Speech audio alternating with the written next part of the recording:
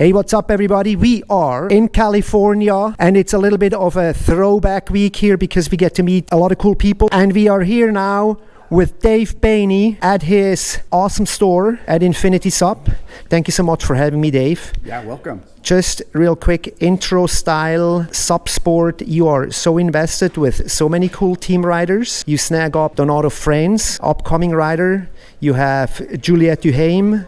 You have Mary Carmen Rivera, an absolute hammer paddler girl. Let's talk a little bit about your investment in this sport is really standing out to me. Thanks. It's good to have you back out here. It's been a while since the old PPG days. Yeah, right. Yeah, it's been a great year for us. You know, a lot of racing, specifically in Europe, and even here locally. It's been really fun, and you know, a lot of our team riders done well, and it happened to kind of coincide with the launch of a new board. You know, kind of the perfect storm for us, where your team riders do well on a new board, and it's just been a good year for us so far. So it's been fun Very to have cool. a couple new team riders. Very cool. Yeah. And evidently your investment in the sport speaks volumes. You must have the confidence in the future of the sport and continuing to invest in riders and new boards and all of that. So let's talk a little bit about how do you see the sport right now in 2024? Yeah, I mean, I think the sport's healthy. You know, there's no doubt about it. There's more people racing than there has been in the last few years, for sure. You've been in the sport a long time, so I kind of call it SUP 2.0 in a way, to where it has that feeling of the early days again, where there's a lot of new people. They're enthusiastic. They want to race as much as possible. And they're all new faces. So I'm happy to meet everybody again, you know, and kind of do all that. But it's been cool. It's healthy. And I think the guys that were in it before, like yourself and myself, that maybe aren't participating anymore, they're out of touch 100%, because you'll talk to those guys and they're like, oh, SUP's dead, SUP's not happening, and that's absolutely incorrect. So Totally. It's healthy, it's different, but and it's definitely, you know, it's moved to Europe more as far as like a professional level goes, but as far as board sales and things like that, people are stoked to get on the water, and you know, we're stoked to be a part of it. Cool. A good transition here. Europe, US, we're historic place here, Dana Point, so much history here.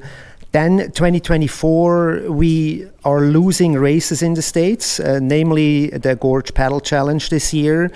And I am wondering a little bit what happened maybe. This division now, like with the US, there is a lot of paddling going on. I mean, you look at it, like there's a river race in Ohio with thousands of people. There's that Chattachak with so many people, and somehow, some way, it all goes under the radar. What's your thoughts of, like, how can we bring it back here in the US or make it more into the foreground? Yeah, well, it's interesting because like you're saying, on the pro level, it's definitely wind down here in America. Like, you know, there's not a lot of new pros, is what I would say. You know, you still have your classic pros like a Candace Appleby, Danny Ching. You know, they're still paddling and doing their thing, but a lot of guys from international aren't coming here to paddle anymore against these guys, right? Yeah. Where before it's like this: if you want to be a paddle racer, you have to be here, right? If you want to be a downwind legend, you got to go to Maui. You know, America doesn't have that kind of marquee race anymore to have them come here. And I think there's a couple things with that. Is, you know, every race, I mean, a lot of the brands aren't pushing the riders to come here, you know, or investing your rider to come here. So if your sponsor doesn't want you to come here, why spend the money to come here for one thing? But on the open level, non-pro, that's where we're really growing. And there's a lot of participation, like the 30, 40, and 50 range. It's very competitive. These guys are like the real deal. You know, and they take it serious and all that.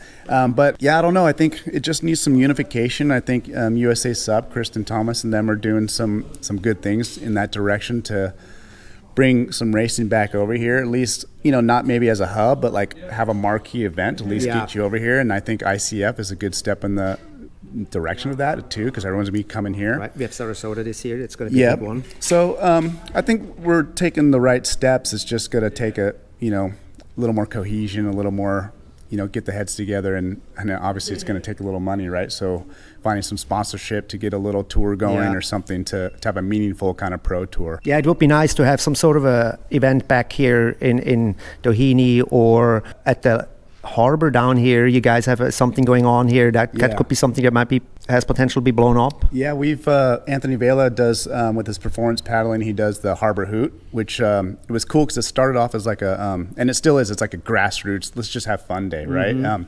But it's a multi-event day, and the races are short, so it's not like you got to decide if you're going to be distance guy or tech guy.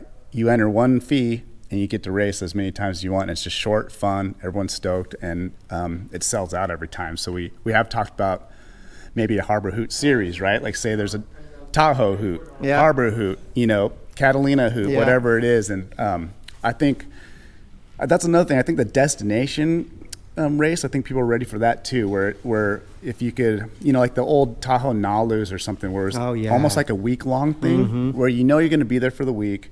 Every day there's something kind of happening where it has that community kind of fun vibe. Yeah.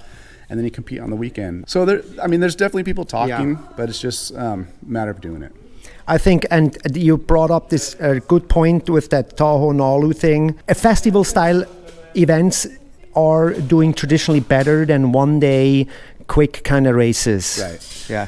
Yeah, and I think it's just because you put it on the calendar. You're going to go there. Everybody's going to be there. And it's a week commitment, and it's going to be fun. It's a new spot, new adventure, and of course the competition's got to be good. And one last thing, of course, that we are interested in is with a core brand like Infinity and the foil craze that's going on, particularly in the downwind destinations. We have races are selling out super quick. A little bit we are looking at like downwind times from Olukai days and Moliko championships. Where is Infinity and Dave standing on the foil train? Yeah, well, I definitely see some, it could be compared to like how stand-up paddling blew up so fast and then kind of leveled off, and a lot of companies were there, and it got harder to compete, and you really had to like invest if you're going to do it, right? And as we saw, like a lot of guys decided not to invest, and they're gone now, and the real core authentic brands are still here. But foiling too, at least for us, we got into it very early, and at the beginning it was more of a wave sport, like surfing and stand-up paddle foiling, and now it's truly like a wind sport. You know what I mean? So winging and downwinding, which is awesome because that's the best part about it. So as us for a brand, it was kind of moving too fast in that direction for us to kind of I felt comfortable with. So we no longer like produce foil stuff on a production level. I will make some custom stuff, but it's not a big part of my business. I still do it. I still love it. But yeah, I think foiling is definitely more, it's definitely more of a wind sport, right? And, even just for us, it doesn't get that windy here. I think foiling is just going to continue to go down to the downwind thing because it seems like the most accessible. People have the most fun doing it. And it seems like the equipment, at least the boards are leveling off a little bit as far as design. So it's settling there, but yeah, it does have similar feel to SUP, which will be interesting to see in the next couple of years what happens. Yeah, I mean, after all, at the ICF in Thailand, they threw in a quick little sprint race there, and I was personally on the edge of my seat when I saw that, because I kind of have this vision of maybe this SUP foiling becoming almost like making its jump into the flat water, but we're probably way ahead of our time here. What do you think? I thought that was super cool too, and the one thing you start thinking like, okay, well, because then it comes down to equipment, right? Then do you have to limit design, and then that limits, progression and that whole argument. So I definitely don't want to be a part of all of that. I don't want to think about all that, but it definitely it was fun to watch, and I think there's a space for it for sure. Very cool. Thank you so much, Dave. That was really insightful, interesting, catching up here in Dana Point with Dave at Infinity. And we'll see you guys in the next video.